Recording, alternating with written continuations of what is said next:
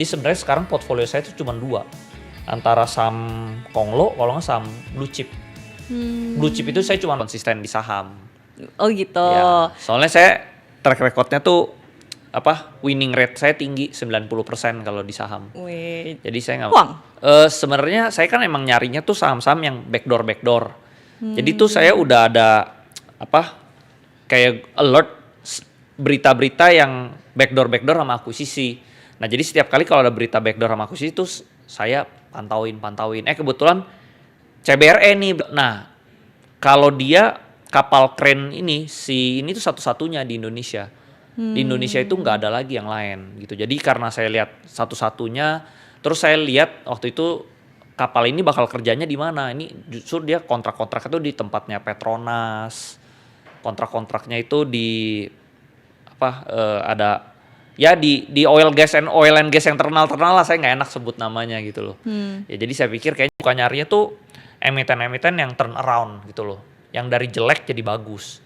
Nah sekarang nantinya tuh ini pengendali ini bakal keluar nih, bakal delusi, dia ganti pengendali baru gitu. Nah saya sukanya yang kayak gitu, yang berubah lah bisnisnya. Berarti ini 2 tahap loh belinya. Tapi saya juga bisa gini nggak harus saya buat cari duit itu nggak harus saya jual.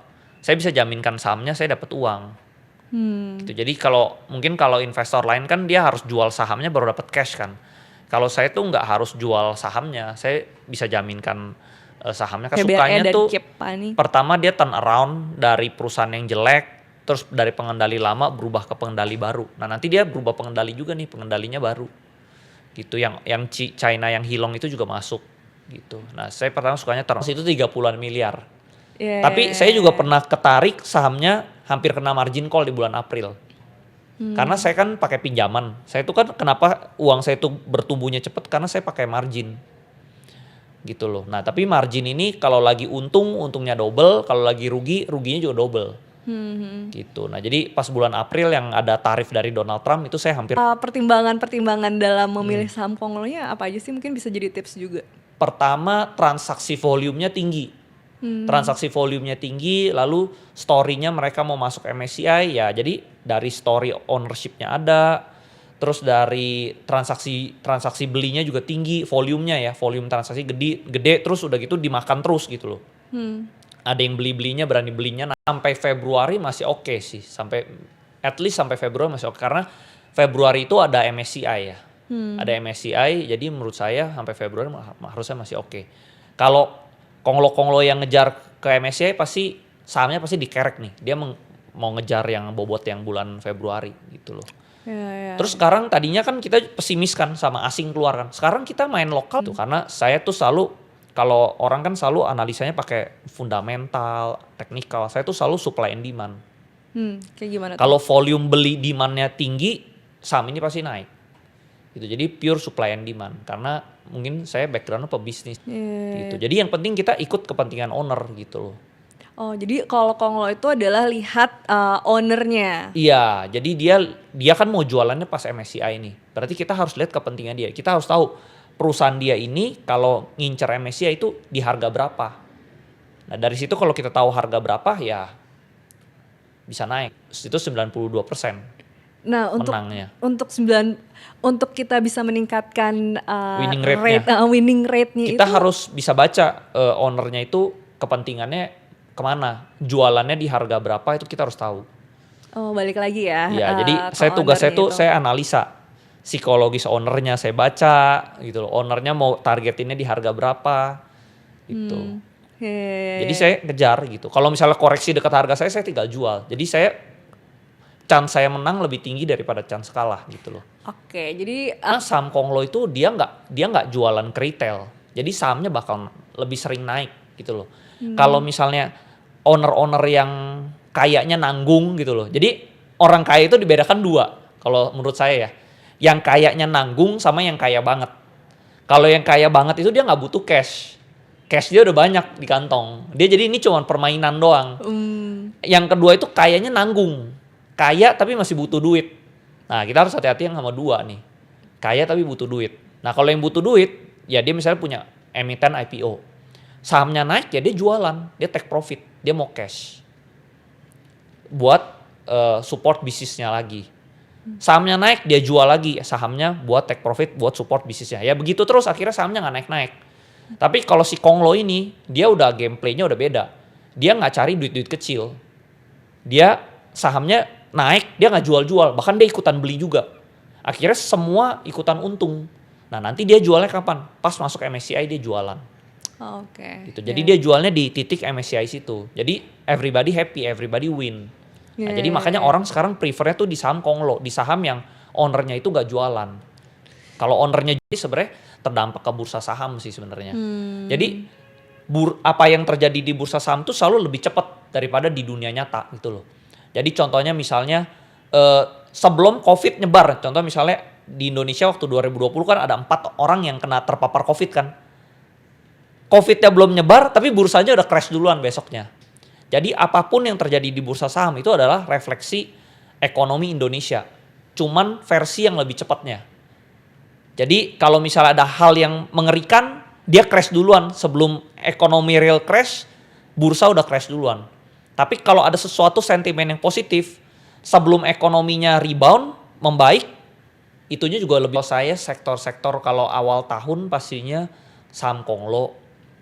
Kedua sama blue chip ya. Menurut saya blue chip itu udah turunnya udah dalam banget, dividennya jadi menarik. Jadi sebenarnya sekarang portfolio saya itu cuma 2. Antara saham Kong Lo, kalau nggak saham blue chip. Blue chip itu saya cuma main dividen lah. Saya nyari dividen 10%.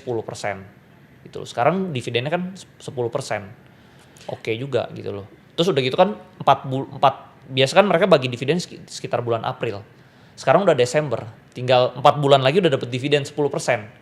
Jadi dalam 4 bulan dapat 10%. Itu belum hitung capital gain-nya.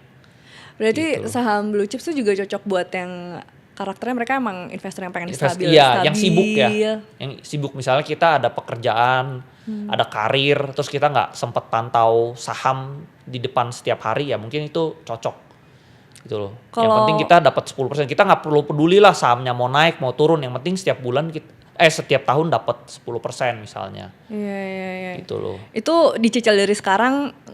Kalau saya mainnya sih sekali hit ya. Ya tapi mungkin sekali hitnya bertahap lah. Misalnya berapa gitu. Risikonya juga rendah ya? Risikonya rendah. Contoh misalnya dia udah turun. Kalau turun lebih bawah ya beli lagi di bawah gitu loh. Contoh misalnya kalau saham blue chip, kalau saham dividen itu mainnya yang blue chip ini ya. Misalnya sekarang dividennya 10%. Kalau dia sahamnya turun, itu dividennya malah makin naik jadi 11. Kalau turun lagi dividennya jadi 12. Jadi makin turun makin menarik. Oke. Gitu loh. Bahkan kita kalau bodoh-bodoh aja ya, kita ambil pinjaman, kita masuk situ masih untung. Tinggal hitung bunga. Misalnya ini dalam 4 bulan bisa untung 10%. Ya kita tinggal hitung bunga aja, bunga 4 bulan itu berapa. Kalau bunga 4 bulan cuman 4-5%, ya berarti masih untung 5% kan. Gitu kan. Jadi sebenarnya kan kekayaan itu cuma permainan matematika sebenarnya. Lagi datang ke kantornya. Juga hanya dengerin revisinya itu, bener. Makanya balik lagi ke harus detail. Jadi kalau kita mau sukses itu kita nggak bisa duduk di belakang meja kantor. Harus turun ke lapangan, cek bener-bener due diligence.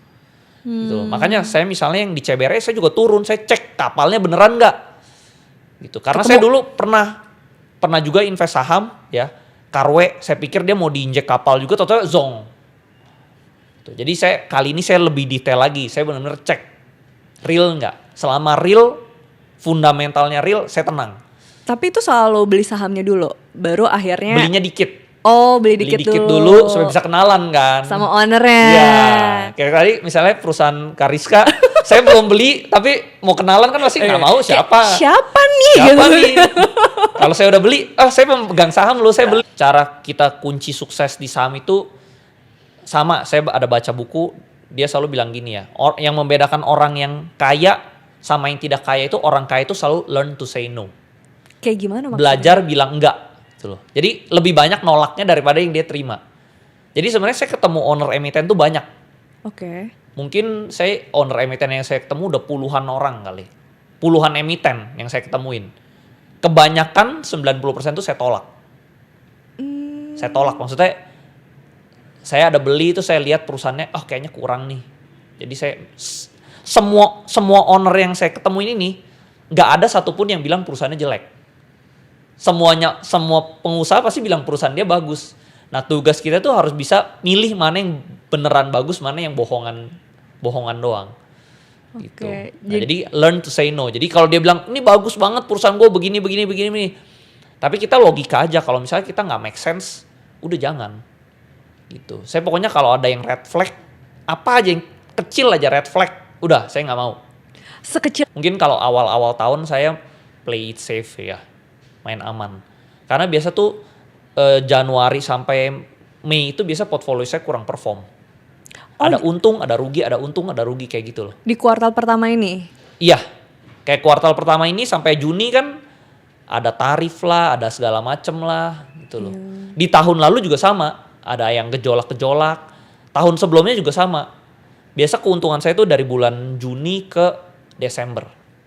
Gitu. Selalu di kuartal 3 ke 4. Oke, jadi kayaknya untuk Tapi ada alasannya. apa alasannya? Alasannya itu karena awal tahun itu pemerintah suka bikin kebijakan yang kontroversial. Karena awal tahun nih kita harus begini. Nah jadi kan pebisnis kan jadi takut wait and see. Jadi ya ekonomi slow down, otomatis investasi juga slow down. Oke, Nah jadi begitu udah kuartal 3, 4 kan udah lebih longgar ya. Jadi semua orang baru jalannya di kuartal 3, kuartal 4.